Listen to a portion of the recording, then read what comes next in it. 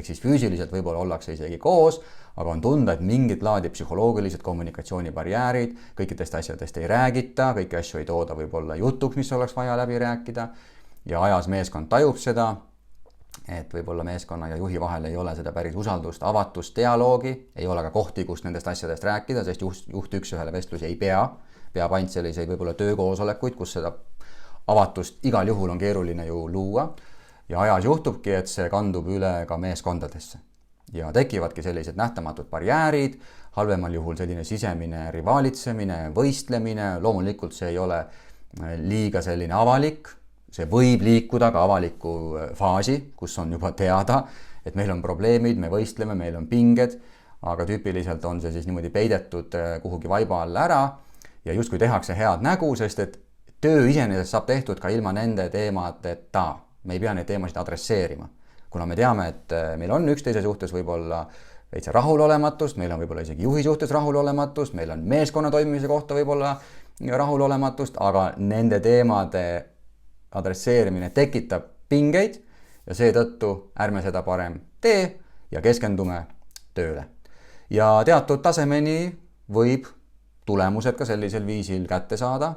aga see tegelik ressurss, mis võib-olla ühes meeskonnas oleks ja võib-olla ka individuaalsel tasandil oleks, jääb lõpuni realiseerimata, sest inimesed tunnevad, et nad ei taha selle meeskonna nimel võib-olla maksimaalselt anda. Nad annavad küll oma töö, isikliku töö ja tulemuste nimel maksimaalse, aga see meeskondlik mõõde jääb realiseerimata. Ja miks see meeskondlik mõõde vajalik on? Sest et kuna need inimesed on ikkagi kokku ühte üksusesse meeskonda pandud, siis see eeldus ju on, et sealt mingit laadi sünergia peaks tekkima. Et kui sealt mingit laadi sünergiat ei olegi võimalik koostöös tekitada, no siis ei ole mõtet ka selle nimel nagu pingutada.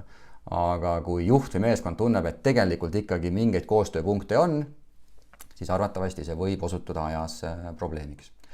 Ja probleemiks on seal kahtlemata erinevaid võib-olla faktoreid,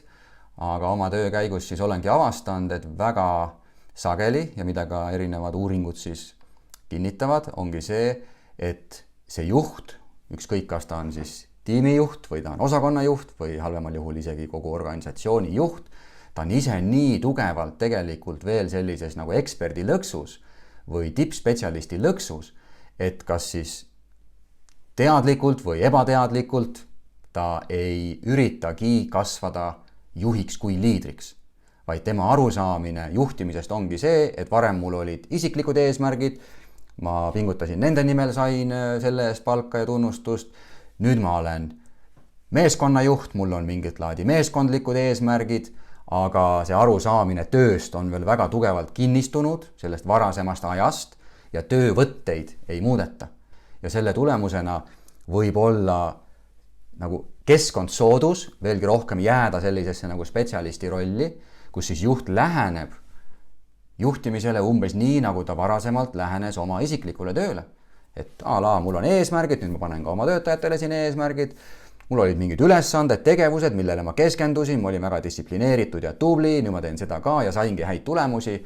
aga jama on selles, et nüüd tegelikult selle meeskondliku tulemuse saavutamiseks on vaja teiste inimeste panust.